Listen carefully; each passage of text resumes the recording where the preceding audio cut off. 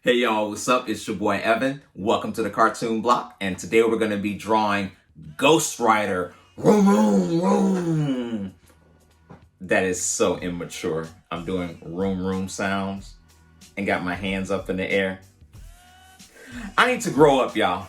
I don't think I ever will though, but I need to.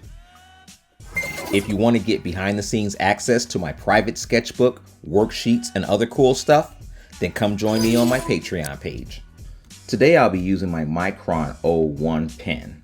So let's go ahead and get started.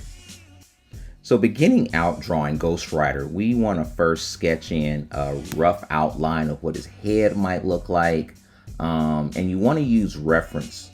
So grab like any kind of reference you can find online of a skull, because all skulls are the same. A skull is a skull. It really doesn't matter.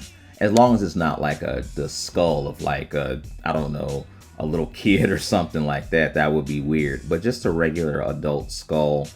And I'm working on his teeth and working on just trying to get these individual teeth down here. So I kind of, thinking about it now, I kind of put myself in a corner where I have to draw individual teeth. I probably should have given myself an easier job, and which would have been drawing a side profile view. So just kind of go ahead and just roughly sketching out. You don't have to use a Micron pen like I'm using right now. You can most definitely use a pencil or anything like that. Now here I want to go ahead and give him a light source that's above his head. And below we're going to be seeing these hard cast shadows. So just the front of his face, the lower part of his face will all be in heavy shadow. Which doesn't really make sense because he's going to have his flames, and those things are going to be a light source underneath him. So there are really two different ways you can add light and give a light source to Ghost Rider. I've seen it done both ways. Now I'm going to switch over to my Copic wide marker. This is a black marker. You don't have to use, this Copic wide marker, but you can use any marker.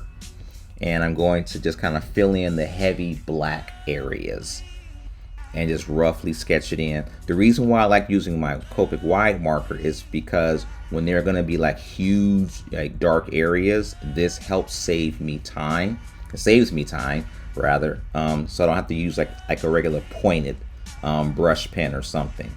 So now moving on to my Copic C7 gray marker, I can now just put in just a darkened background. I don't want it to be jet black like Ghost Rider, and so I want to just keep it very dark but not black dark. And I can go ahead and finish filling in the rest of his mouth. And then next I want to use my Presto whiteout, and with the Presto whiteout we can add in highlights on his leather jacket. I can put in spikes on his shoulder. I don't want to draw the full form of the spikes. I kind of like hinting at them, and we don't have to draw the entire outline form of the spikes. Now for this next section, we're going to be using our Presto whiteout again, and I'm going to need you guys to listen to me very closely. Listen to me. So we're going to be just taking the Presto whiteout and putting marks on and smearing it with our finger. So the Presto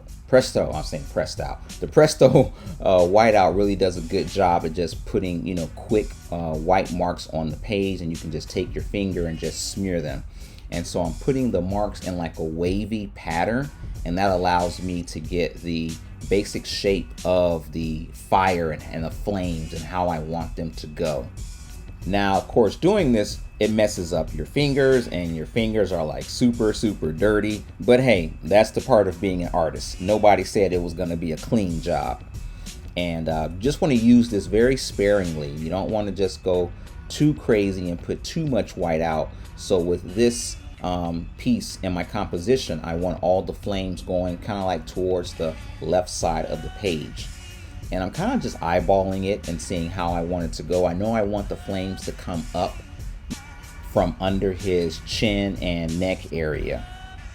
Now my next step is to work on the chains. That's the problem with drawing these spooky and like ghost-like and scary characters. These chains are killing me. You're killing me, Larry. You're killing me, Smalls.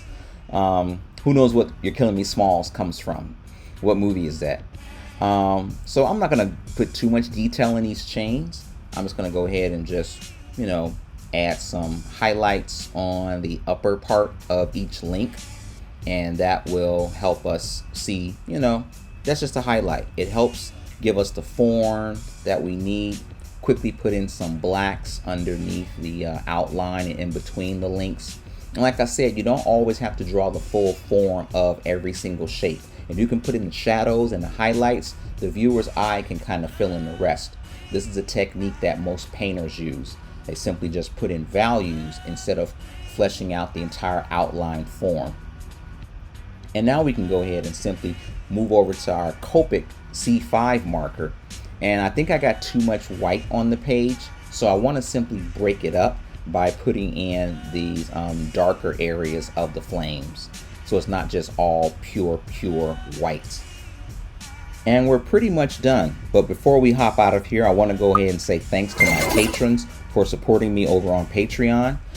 If you want to get exclusive behind the scenes access to my sketchbook, worksheets, and other cool stuff, click the link and check out my Patreon page.